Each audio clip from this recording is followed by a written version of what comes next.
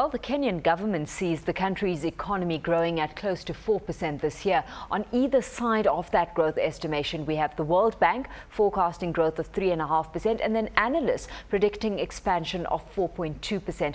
All of these compared with an estimated 2.5% to 3% last year. Now, to a large extent, growth will be dependent on recovery we see in the agricultural space moving forward after the sector was hit first by the post-election violence and then the drought that ensued in Kenya. Joining us now to talk us through prospects of just one component of the sector is Sicily Kariuki. She's the CEO of the Tea Board of Kenya and joins us now live from our studios in Nairobi. Thanks so much, Sicily, for joining us this afternoon. Well, we know that Kenya is the world's biggest grower of black tea, and global demand for the product has certainly not declined even with the global economic crisis, but production had taken a bit of a knock last year.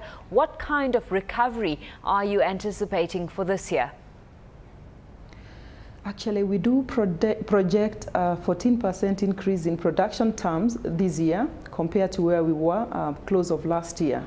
Last year, the total production out of Kenyan farms stood at 314 million kilograms. We anticipate this to grow by 14% by the end of this year. Of course, it's hard to be precise with forecasts around this because it's so dependent on the weather, and so comes the risk. I mean, just how much of a risk factor is being priced in as far as rains are concerned?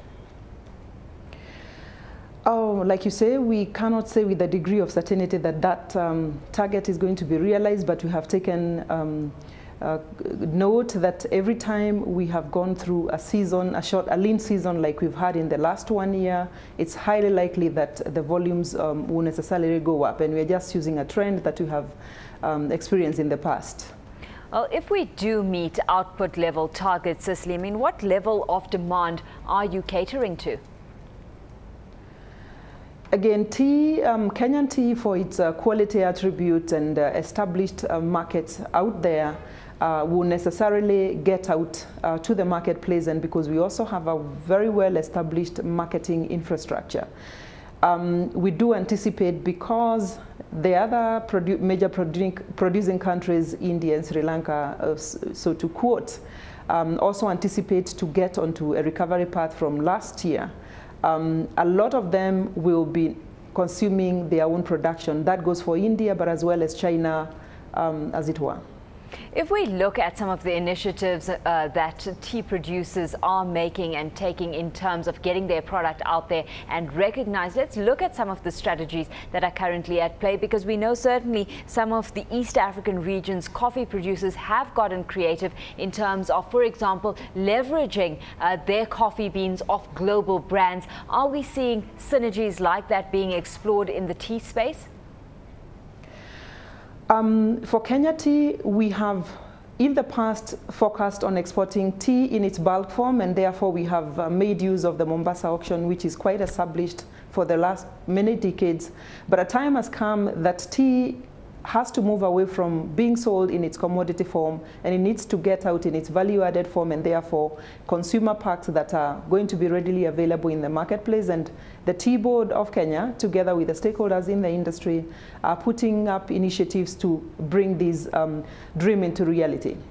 With that and plans in the pipeline to get that underway and effective, what are you anticipating earnings to be like from this component of the agricultural sector specifically? Because we know that a lot of those growth figures I was speaking about earlier is dependent on revenue from the agricultural space. It's been established over time that if you should move away from exporting commodities and move away to move towards value-added ready consumer packs, find that into the marketplace, the likelihood of doing more than double in terms of earnings and returns to the farmer therefore would be realized. And that is why the move for the industry is moved towards value addition initiatives.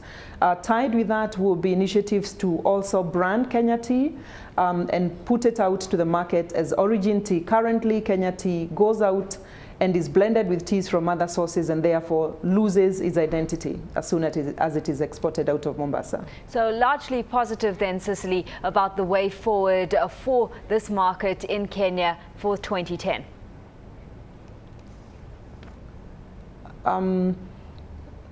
Currently, what we are focusing on as an industry is finalization of a mark of origin that is going to then be used for branding Kenya tea. We are also intensifying our promotional activities in the markets that we already have secured, existing markets, but also focusing our energies into emerging markets that have been identified in the last 2 years or so.